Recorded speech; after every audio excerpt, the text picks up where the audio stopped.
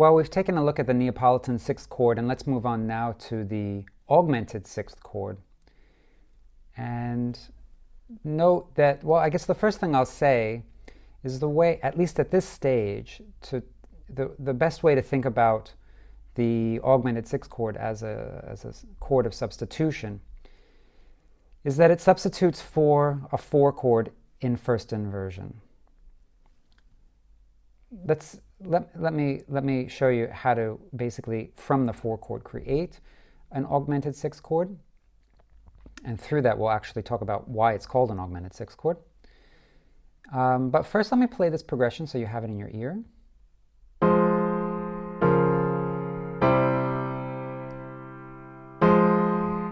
A few videos ago, I spoke about the Phrygian half cadence.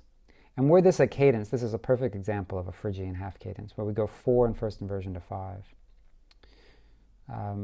So I just want to, while we're talking about this chord, I want to suggest that, in fact, this is one of the ways that we can set up a Phrygian half cadence with the either 4 in first inversion or the augmented sixth chord. Okay, so in order to make an augmented sixth chord, here's our root. Before what do? We lowered the root, right? We lowered the root to get the Neapolitan. So what we're going to do here, in fact, is just raise the root.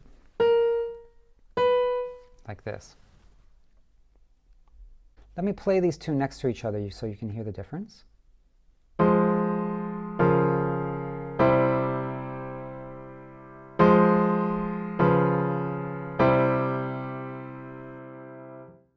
So one would usually describe this augmented sixth chord as being maybe more colorful than this one. I guess that's kind of a personal taste, but this certainly you could imagine being a kind of surprise if you had a section that was largely diatonic and all of a sudden you get this chord. It would be fairly striking. What I want to talk about now, though, is where does this name augmented sixth come from? And to do that, I want to just throw in this root note. This is the same note here, it's D flat. And if we look at it, we see that when this chord is in first inversion, yeah, and this is the bass note. Actually, to be honest, the augmented sixth chords do not have inversions. We always see this note, that is the sixth scale degree.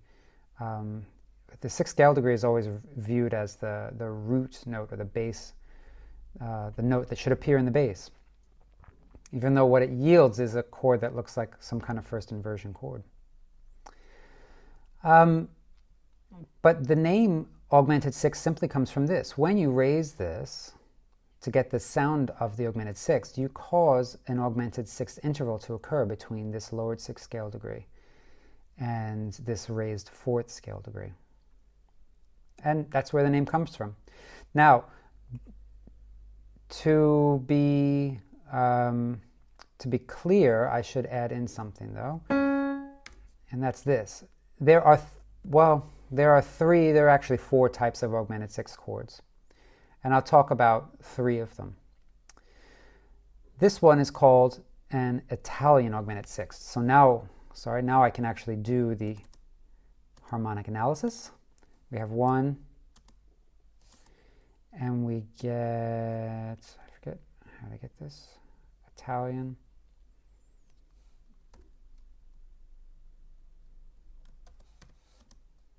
Italian augmented sixth to 5.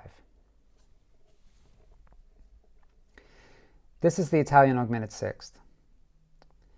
And how we describe it? Well, we've got a third here, yeah, and then we get the augmented sixth. Notice we have 3 notes in this augmented sixth chord, and they're characterized by the third above the bass and the augmented sixth above the bass. Let's do a different version. And to do this version, we only need to change 1 note. Oops. There, and we're going to call this the German augmented sixth chord. So we have Italian, we have German, and so how do we describe this? Well, this has 4 notes in it. It's got a root, here's your third, here's the fifth above the bass. Wait, sorry, we should go back. Bass note, third above the bass, fifth above the bass, and an augmented sixth above the bass. Now, if we look at this, we can also see that while it's spelled differently, it actually sounds like a dominant seventh chord. An augmented sixth is a different spelling of the same sound as a minor seventh. And then we have here this bass note, third above it, fifth above it, and these 3 notes form a major triad. So this actually sounds like a dominant seventh chord, but it does not function like a dominant seventh chord. Okay, and then the final one that I want to talk about, hopefully this doesn't switch over, good, is called the French augmented sixth chord.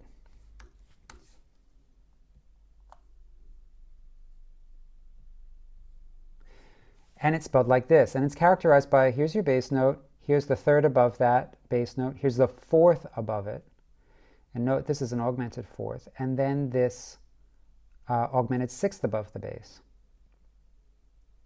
Let's hear how these sound, and then what I want to do is actually go back and talk a little bit about voice leading of this.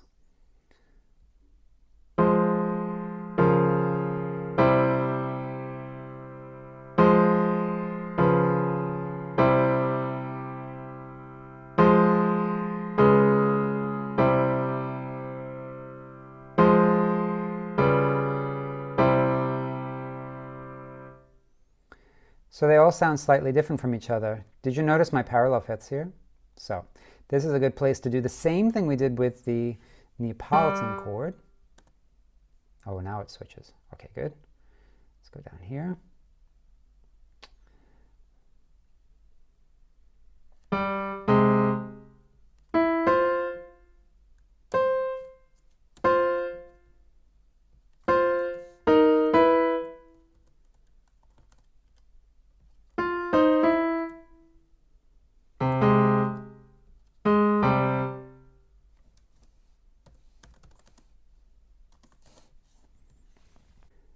This is a great place to use a cadential 6/4 chord. It allows us to carry over this fifth and then resolve it down so we don't get any parallel fifths. And we get this very nice sound of a parallel sixths moving downward together.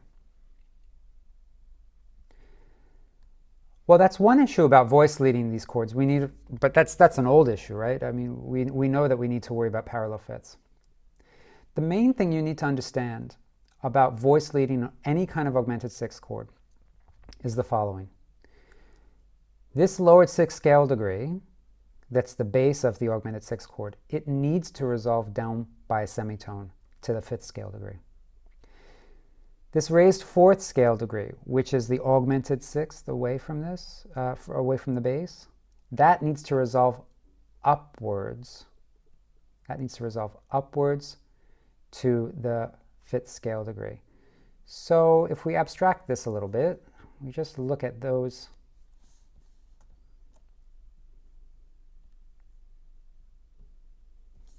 notes.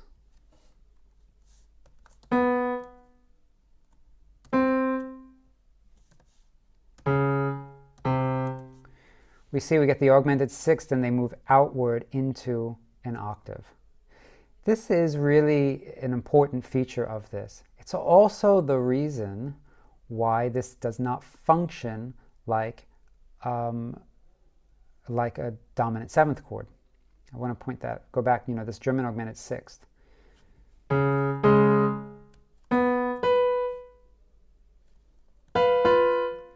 This here. Now, if this has to go up there, and this has to go down here, and this was, say, a dominant seventh chord, it would be the dominant seventh of G flat. So we can't get a G flat if both of these, a G flat major chord or minor chord, if we've got to go to this C. It won't work.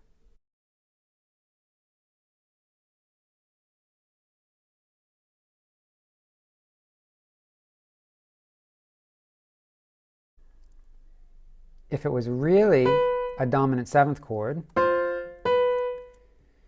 we would spell it like this. And then we'd find our leading tone, which is right here, this F.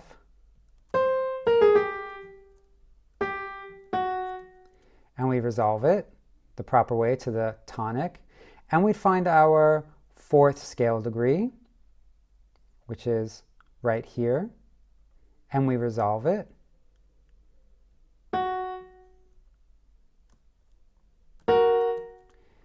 And this would go where it needs to go. And it's not ideal, but like that. I play this last one, this last measure.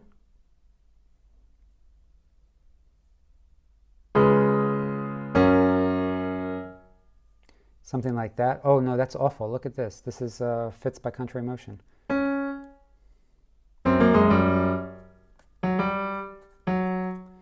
Well, I guess we have to do this.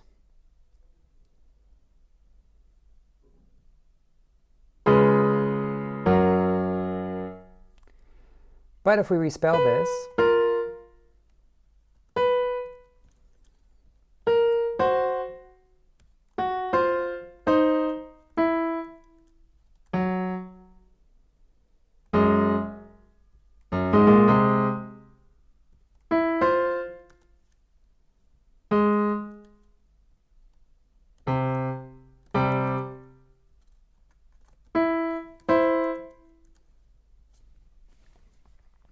if we spell this as an augmented sixth chord, we see this has to go out, this has to go out.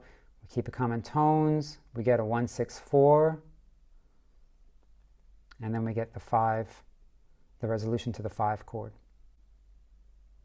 Well, that last bit was a bit theoretical. I hope it didn't scare you off. But for those who are familiar with this kind of stuff, I wanted to explain, and are feeling very comfortable with this, I wanted to explain why a chord that sounds the same as a dominant seventh chord but is spelled differently, does not function like a dominant seventh chord. And it very much comes down to how that chord is spelled. How we spell chords in classical music really influences how we voice lead them and how they function.